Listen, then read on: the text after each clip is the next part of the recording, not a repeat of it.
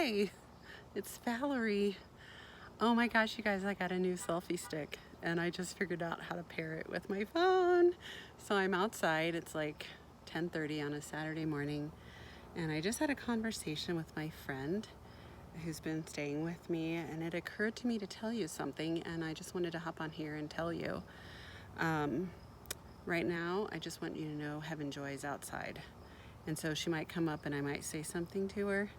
And by the way, I can't stay out here long, it's really getting warm. Here's what it is. I can teach basic counseling skills to anyone.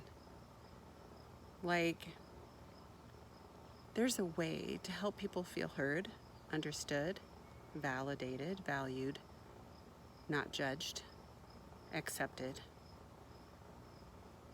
and really celebrated. And so sometimes people have relationships that you just can't like get through or understand each other or whatever. So here's my history with this. Not only was I a mom, community volunteer, homeschooler, 4-H leader, women's ministry director, teacher, service, hospitality, like all of that, exhortation. But also, I actually have a counseling degree. It's a master's level degree. It was 48-hour master's degree in counseling and human services.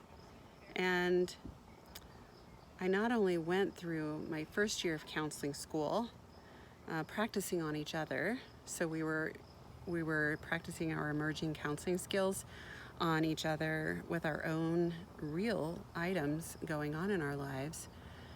But then my second year of graduate school, I helped to train new counselors in training.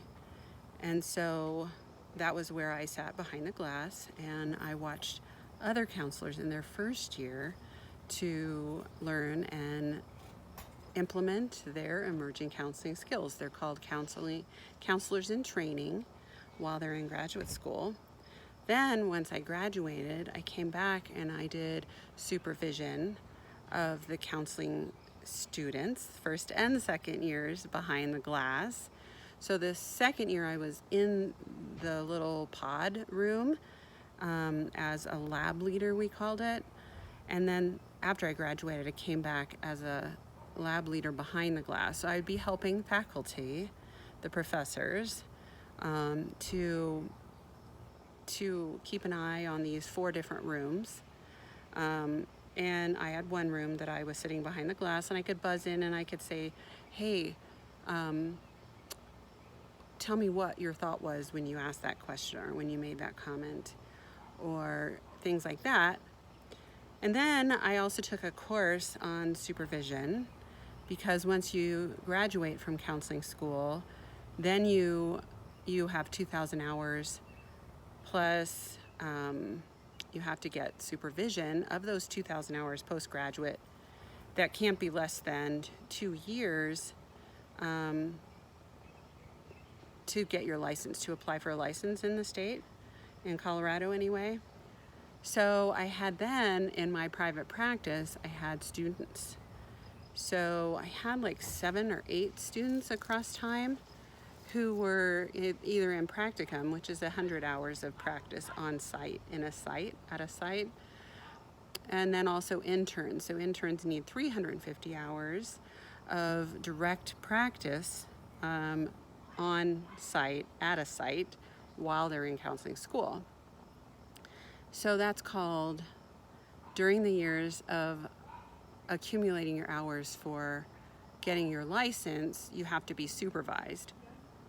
So that's not only supervision of students in counseling school, but also professionals who needed supervision hours toward licensure. So I could do that, and I also got trained in how to be a supervisor.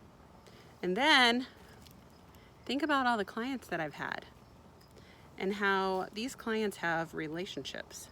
Professional ones with work people, personal ones with family or friends. I love career counseling, so helping people to do interviewing, I love reviewing resumes and writing cover letters, helping people write cover letters. And that's a part about my experience that most people don't realize, and I never thought to say, was like, I can be your relationship coach, interpersonal relationships, and also professional ones. And there's some really simple things that you can do that you might not know how or what to do to increase intimacy and relationships. And that just means, do you really know who I am? Do I really know who you are? Do I want to know? Can I do it? What did I learn about interpersonal relationships from my history? What do I want to not keep repeating in my interpersonal relationships?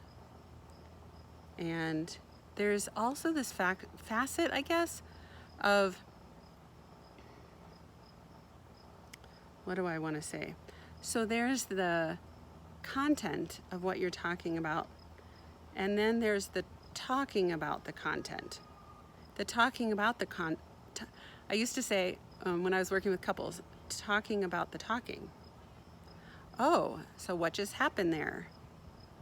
Is that something that's you felt good about? Is there something about that conversation or interaction that you would have liked to have been different?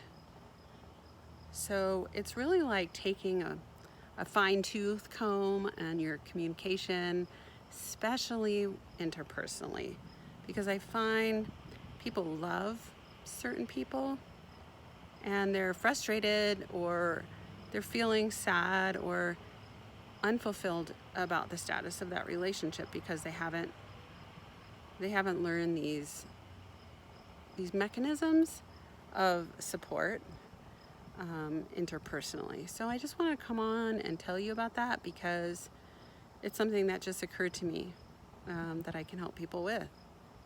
So yeah, interpersonal relationship guide. How does that sound?